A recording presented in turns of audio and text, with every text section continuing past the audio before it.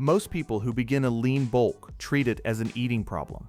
They spend the first few weeks reading about calories, buying a food scale, and arguing with a spreadsheet that keeps insisting they are 200 short of some number they found online. The number becomes the whole project. Hit the number, gain the muscle. Miss it, waste the week. I thought about it that way for a long time as well.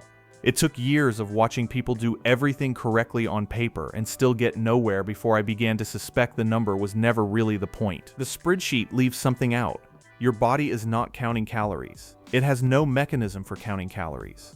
What it has is a set of sensors for tension and fatigue and fuel for how much repair work is being demanded of it and whether that demand keeps returning. Muscle is expensive tissue. It costs energy to build and energy to carry around. A body does not build something that expensive on speculation. It builds it in response to a signal that says plainly and repeatedly, this is going to be needed again. So the real question underneath how to lean bulk is not how much to eat. It is what signal you are sending and whether your body has any reason to believe it. A signal has two parts.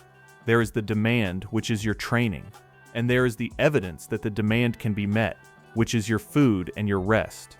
When those two things line up and keep lining up, the body reads a coherent message. Work is arriving on a schedule.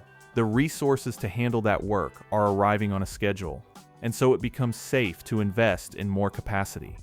That investment is the muscle.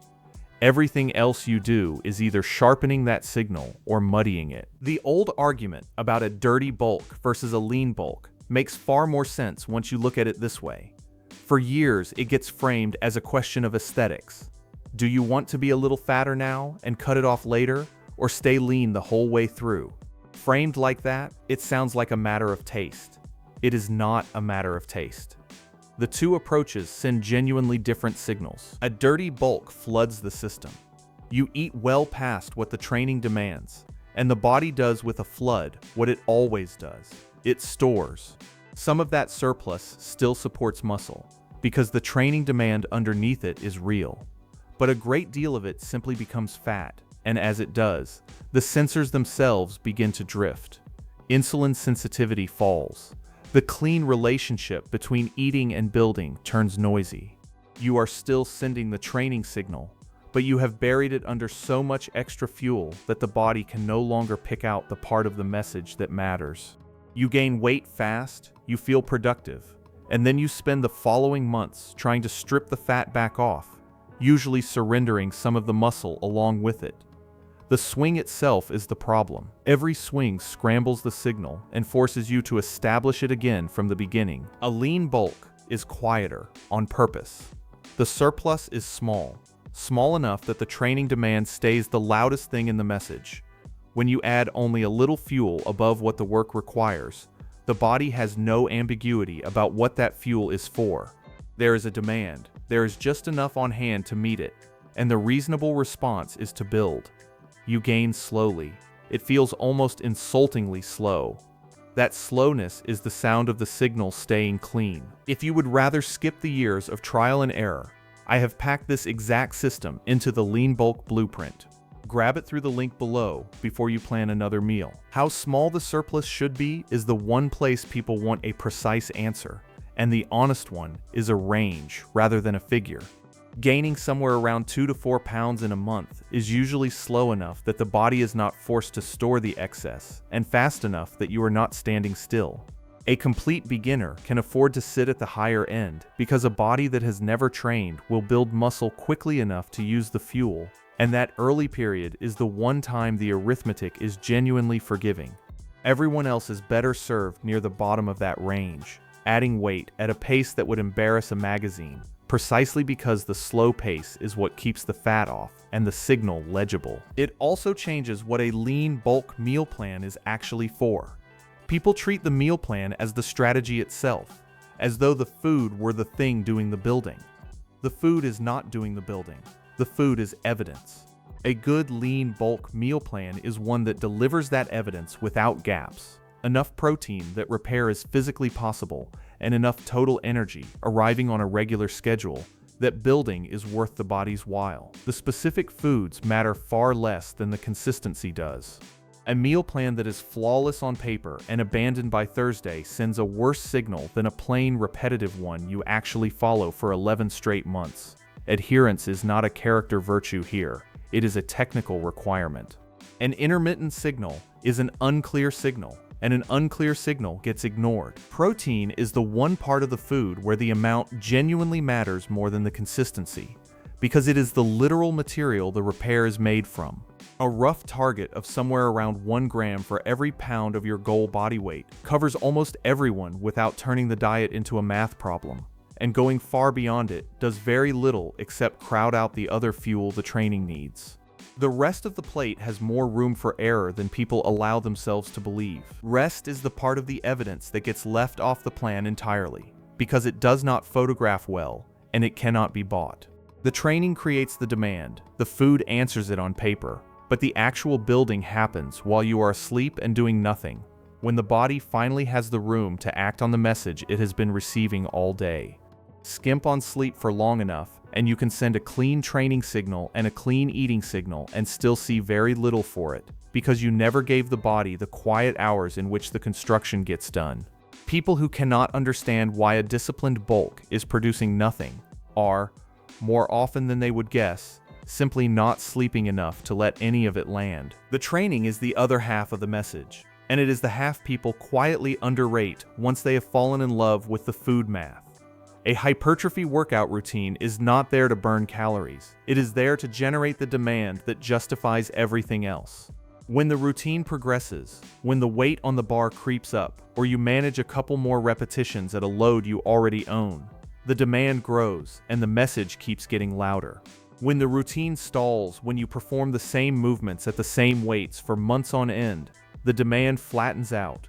The food still arrives, but the reason to convert it into muscle quietly disappears, and now the surplus has nowhere useful to go. It goes to fat. A stalled routine turns a lean bulk into a slow, dirty bulk without a single thing changing on your plate. That is why progressive overload sits at the center of all of this, even though it belongs to the training rather than the eating. Progressive overload is simply the mechanism that keeps the demand honest over time. A body adapts to a fixed demand and then stops responding to it. So to keep the signal meaningful, the demand has to keep nudging upward slowly for years. The increments are small enough to be nearly invisible from 1 week to the next. A half pound added here, 1 extra repetition there, and large enough, once they are stacked across 2 years, to become the entire difference between someone who built a physique and someone who maintained a gym membership. The time is the part people resist the most. A lean bulk is not a phase you run for 8 weeks and then sit down to evaluate. 8 weeks is barely long enough for the body to conclude the signal is even real. The mechanism that governs all of this moves slowly by design, because it would be reckless for a body to commit to expensive tissue on the strength of a demand that might vanish next week. It waits and confirms and commits only once the pattern has held long enough to be trusted. When you quit at week 10 because the scale moved 4 pounds and you had privately expected 8, you are quitting at the exact moment the body was beginning to believe you. The shape of it over a real timeline almost never gets laid out honestly. The first year, if the signal is kept clean, tends to produce the most visible change of your life, and it also tends to feel underwhelming while it is happening, because it arrives in increments too small to notice day to day and only resolves into something obvious in photographs taken months apart. The second year produces less on paper and yet often looks like more, because the muscle you built in the first year has had time to fill out and harden under a lower relative body fat. People who quit somewhere in the first year, and most people quit somewhere in the first year, never reach the part where the earlier work starts compounding. They saw the slow middle and assumed the whole thing was slow. This is the part most people get wrong on their own. So I built every week of it into the Lean Bulk Blueprint. Tap the link in the description and start today, not next year. That is worth sitting with for a moment. The body is slow because slow is the safe choice for it. And most people never hold the pattern long enough to get past that caution. Once you see the whole thing as a signal rather than a surplus, most of the usual daily anxieties lose their grip. The calorie number stops being a target you pass or fail each day and becomes what it always was, a rough dial you set, so the demand stays the loudest voice in the message. A missed day is not a catastrophe, because one day is not a signal at all. A signal is a pattern, and a pattern survives a bad Tuesday without noticing. The compulsion to hit a precise number every single day, which drives so many people to quit out of plain exhaustion, turns out to be effort spent in the wrong place entirely.